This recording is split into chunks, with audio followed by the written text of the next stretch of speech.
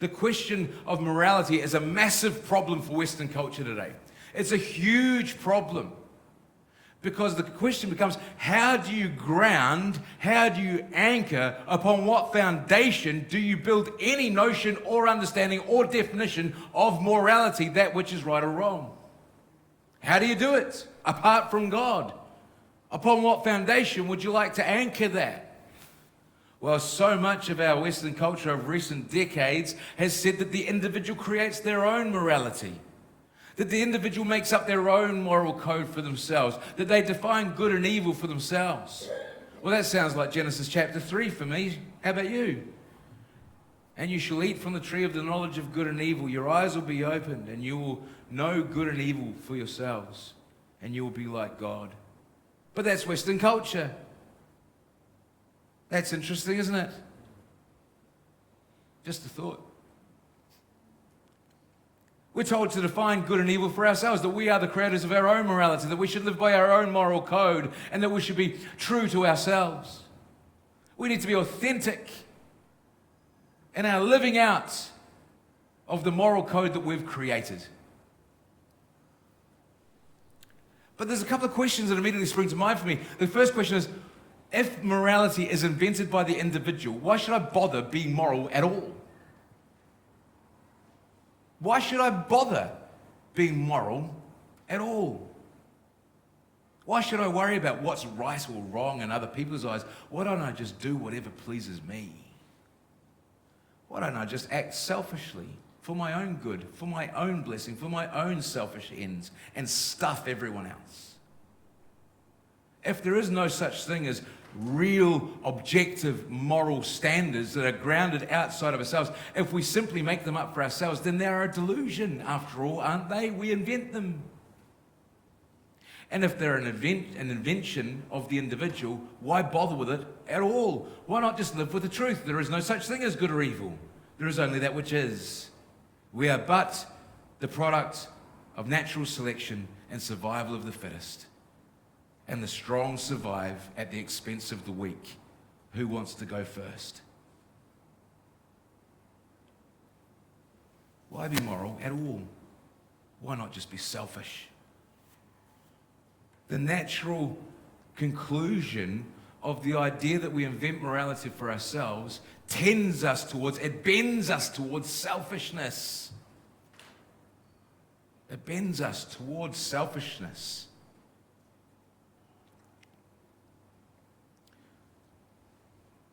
So what makes something moral or good? And the other question that follows from that is, who says? Who says that I have to? Who says that I ought to? Who says? Now, looking around the room, many of us are parents, still raising our children. Some are raising adult children.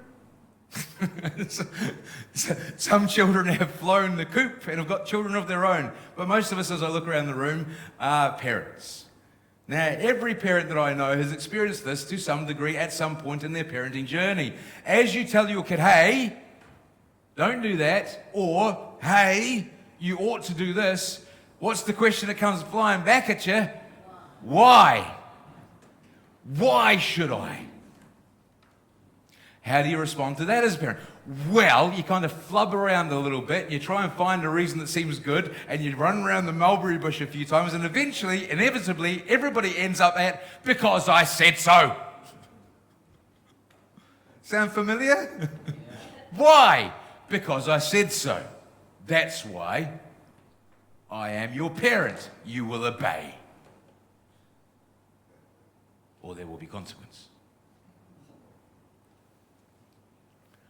But we also all know that at some point, that answer of because I said so ain't gonna fly. At some point, the kid goes, hang on a minute. Wait a minute. Because you said so? Who made you the boss? Well, I say different. You see. And so now we've got two opposing viewpoints, both based upon the individual morality of the individual. Whose position wins? When you create morality on the basis of your individual preferences, inevitably you are going to come into conflict with others who see things differently. When that conflict arises, whose position trumps? Can't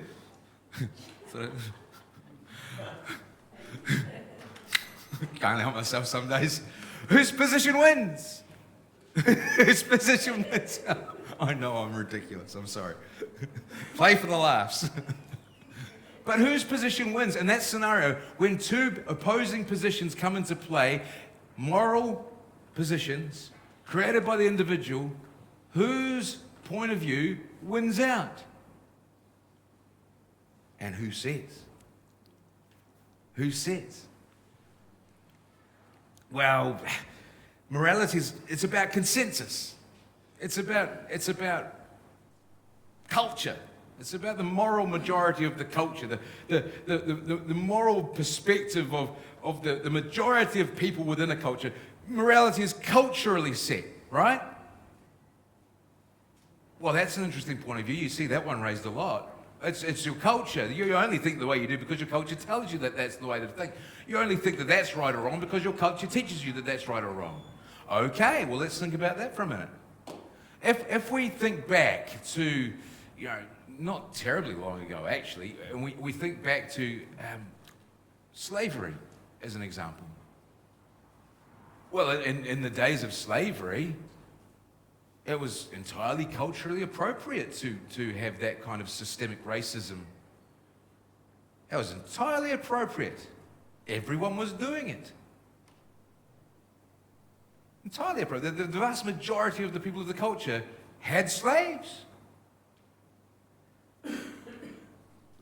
So was that right then, but wrong now? Was it? Was it right then, but now we think it's wrong, so it's wrong for us, but it was right, it was okay for them? No, we don't think like that, do we? No.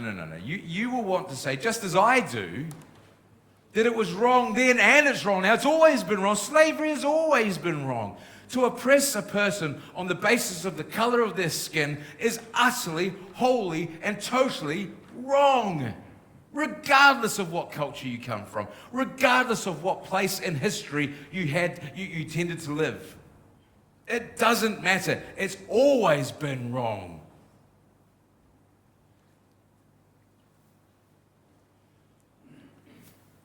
So we can look back at the past and see that there were points of view that cultures held, that our culture held. We don't even have to go that far back in New Zealand history to see some pretty outrageous stances of the way our culture, the majority of people in our culture behaved. And it was all right then, but is it okay now? Absolutely not. It's always wrong. Racism is always wrong. Oppression of people is always wrong. Slavery is always wrong. But we're morally enlightened now, we've grown up. We've come to maturity as people in our moral viewpoints. We're on the right side of history after all. Oh, really? Who's to say that the cultural mood and taste won't change again? And in another 100 years, people will be looking back at us and going, those disgusting, vile people actually behave like that? They actually believe those things? How disgusting, how despicable. You see? Cultural moods change. If our view of right and wrong is simply based on the culture and the perspective of the majority of people, then inevitably that which we believe to be right today may be seen as wrong tomorrow. That which we see as wrong today might be celebrated tomorrow.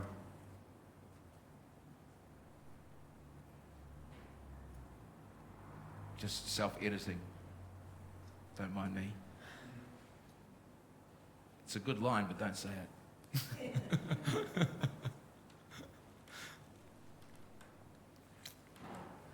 What else? Another problem with that view of morality being culturally set. If it is culturally set, then how does one culture hold another culture to account? How does one culture hold another culture to account? Oh, yeah, I don't know if I'm a football fan. Many of you will know that. And Tommy and I had some time yesterday and we sat down and watched the latest episodes of Welcome to Wrexham.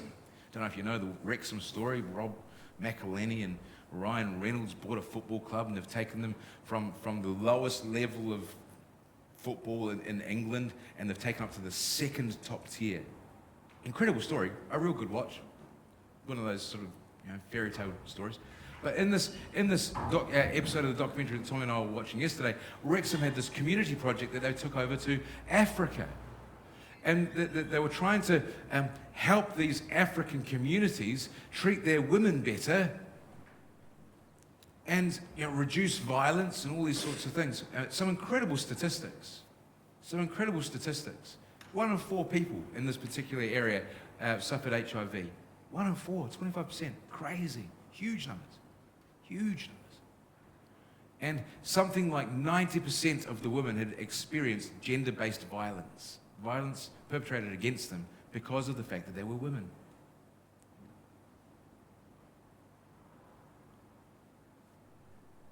And so they were trying to make a difference, and God bless them. God bless them for doing it. But what's their moral foundation? What makes them think that they can go to another culture from our white Western culture and tell that culture how they ought to live, how they ought to treat their women, how they ought to conduct their sexual practices? What makes us think that as one culture whose moral views are shaped entirely on the basis of our culture can go to another culture who have their own set of moral values which are based on their culture and say, tut, tut, tut, how dare you live like that?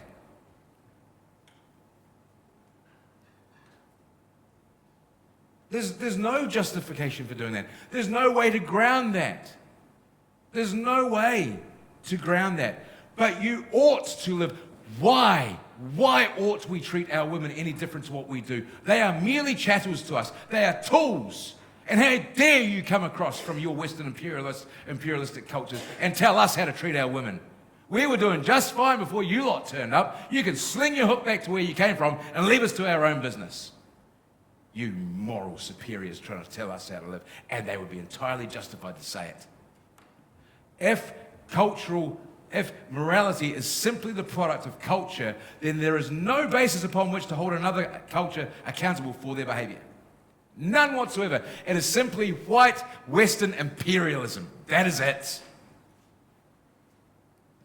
And yet we all know, we've got it deep down within us, that it is wrong. It's not just our culture that says it's wrong. It is wrong to treat women that way, regardless of where you come from. It is wrong. How do we ground it?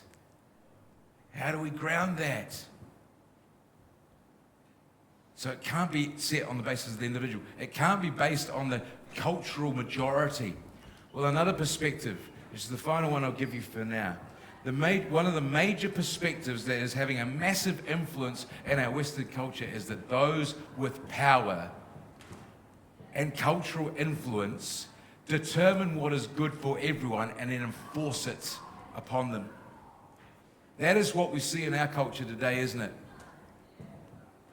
That's what we see in our culture today. That's why I hark back to the likes of Jacinda Ardern in her speech to the EU saying that the West needs a new social contract. The social contract is the moral fiber that a culture, a civilization is built on, the common agreement by which we all live. And by removing God from the public square, removing God as the foundation, that social contract has dissolved. And Jacinda Ardern rightly was saying that in the absence of the old social contract, we need a new one. But where's that new one going to come from? Well, it's going to be foisted on us by those who have power and influence and authority. And we, the masses, who have no power or no influence, will simply be left to obey on the basis of coercion and on the basis of fear. Fear of being cancelled.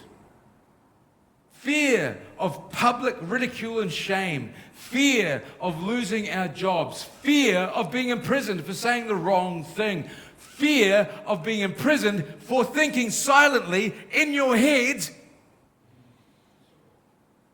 Fear of what you might think that others may attribute to you on the basis of where you're standing.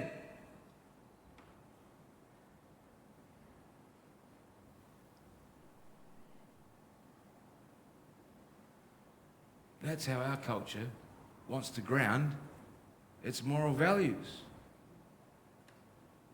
By a sheer act of power. And just quietly, that's why you're seeing all the disgruntled stuff that's happening in the States right now. It's a battle for power. Pure and simple. Pure and simple. And on what basis that power is granted. That's it. And so, we see that none of these options work. It can't be grounded in the individual, it can't be grounded in the culture, and it certainly cannot be grounded in power. We know from history how that works. It doesn't end well.